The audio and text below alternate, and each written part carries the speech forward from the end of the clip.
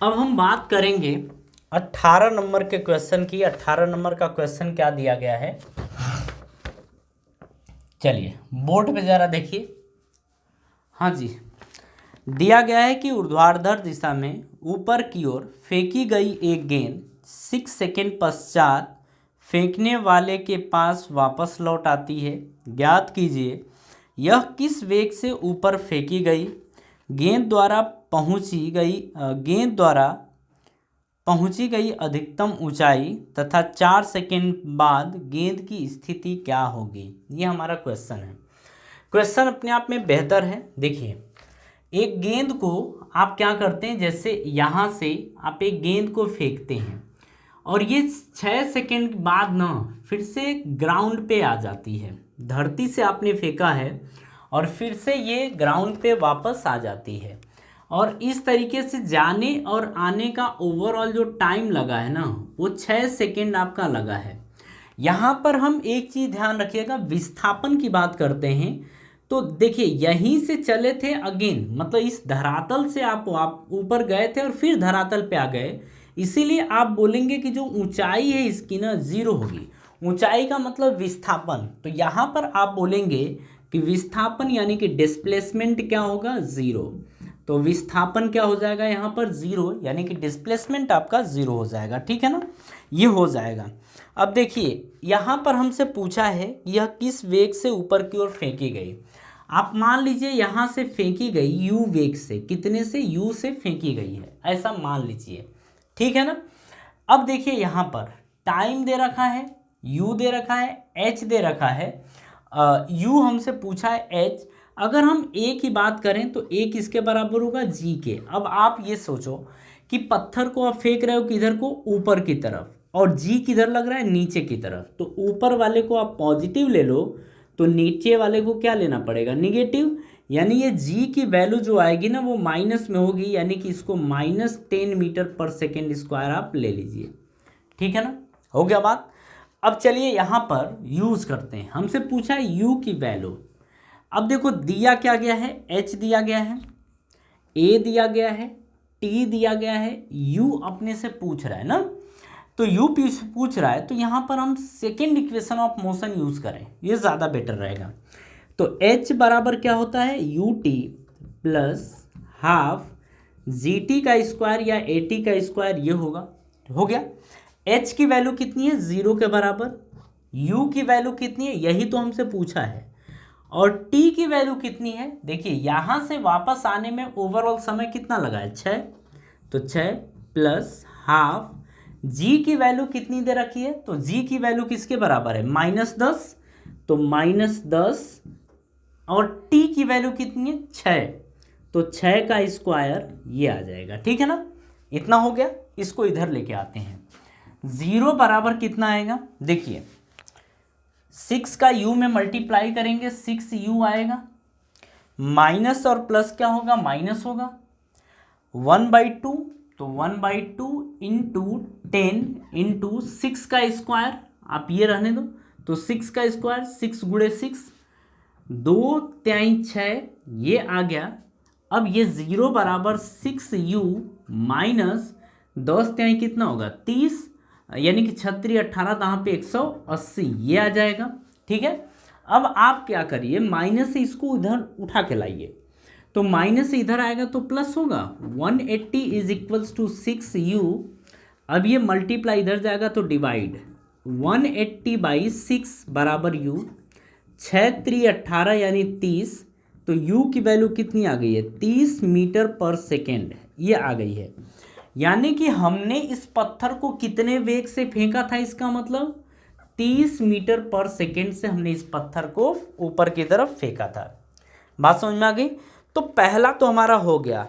अब बोल रहा है कि गेंद द्वारा पहुंची गई अधिकतम ऊंचाई बताइए। अधिकतम ये कितने ऊपर तक पहुंचा है ये हमें बताना है। चलिए अब इसको हम हटाते हैं, अब आगे की कहानी समझते हैं। ये भी हटा देते हैं। आपको पता चल गया कि हमने कितने वेग से फेंका था, तो 30 से हमने 30 मीटर पर सेकेंड की स्पीड से हमने फेंका था। ठीक है, अब आगे समझिए। ये तो फर्स्ट था, इसी में का सेकेंड पार्ट। गेंद द्वारा पहुंची गई अधिकतम ऊंचाई, अधिकतम ऊंचाई कहाँ है, यहाँ पर। और अधिकतम ऊंचाई जब भी कोई कण लेता है ना, ग्रहण करता है या पहुंचता है, वहाँ पर v की वैल्यू क्या होती है, 0 के बराबर। सॉरी, v की वैल्यू किसके बराबर, 0 के बराबर। अधिकतम ऊंचाई यानी कि ये हमसे ऊंचाई पूछ रहा है और इसको आप मान लीजिए h। अब ये हम हटा देते हैं ना, इसकी खत्म इसका काम, इसको अभी रहने देते हैं, देखते हैं क्या होता है। यहाँ पर देखिए h हमसे क्या किया है, पूछा है। u अपने को दिया है 30 मीटर पर सेकेंड, ये अपने को दिया है। अपने को ये पूछ रहा है, ठीक है, ये दिया है, ये दिया है। एक चीज़ और हमें चाहिए, और वो क्या चीज़ है वो देखिए। देखिए अगर हम किसी भी पत्थर को फेंकें ना ऊपर की तरफ, किसी चीज़ को फेंकें, जितना समय लगता है अधिकतम ऊंचाई प्राप्त करने में ना, उतना ही समय लगता है नीचे आने में भी। बात समझ में आ रही है। तो यहाँ से यहाँ तक पहुँचने में जो समय लगेगा वो इसका आधा लगेगा, यानी कि लगता कितना है, 3 सेकेंड। देखिए अगर ये आपको नहीं पता है ना, तो आप ये समझ जाइए कि ऐसा होता है, फिजिक्स में यही है, डेरिवेशन है। आपने अगर देखा है तो ठीक है, नहीं तो सारी वीडियोस अगर आपने देख रखी हैं तो आपको दिक्कत नहीं होगी, ठीक है ना। तो यहाँ से यहाँ तक अधिकतम ऊंचाई तक पहुँचने में कितना समय लगेगा, तो आप कहेंगे 3 सेकेंड, 3 सेकेंड इतना समय लगेगा। अब h हमसे पूछ रहा है, ठीक है ना। देखिए क्या दिया है, h दिया है, a दिया है, u दिया है और t दिया है, ये सारी चीज़ें हमसे पूछ रहा है। तो हम यहाँ पर यूज करेंगे सेकेंड इक्वेशन ऑफ मोशन, यानी कि h is equals to u t plus half g t का स्क्वायर। आप ये रखिए, h की वैल्यू हमसे पूछ रहा है और h किसके बराबर है, कैपिटल H के ना। ये u की वैल्यू कितनी है, 30, और टाइम कितना लग रहा है आपका, 3 सेकेंड। तो 3 प्लस हाफ, जी की वैल्यू कितनी है, 10। अब यहाँ पर समझिए, पत्थर फेंका किधर जा रहा है, ऊपर की तरफ, जी किधर लग रहा है, नीचे की तरफ, ठीक है ना। जी किधर लग रहा है, नीचे की तरफ। तो यहाँ पर -10 और टी की जगह 3, तो 3 का स्क्वायर आप ये ले लेंगे, ठीक है। एच बराबर आ जाएगा 30 × 90 माइनस प्लस माइनस 1/2 गुणे 10 गुणे 3, 3 का स्क्वायर कितना होगा, 9। तो 2 × 10 सॉरी, h बराबर 90 माइनस 9 × 45, तो घटाएंगे तो कितना आएगा, 45 मीटर। यानी कि अधिकतम ऊंचाई कितनी है, 45 मीटर।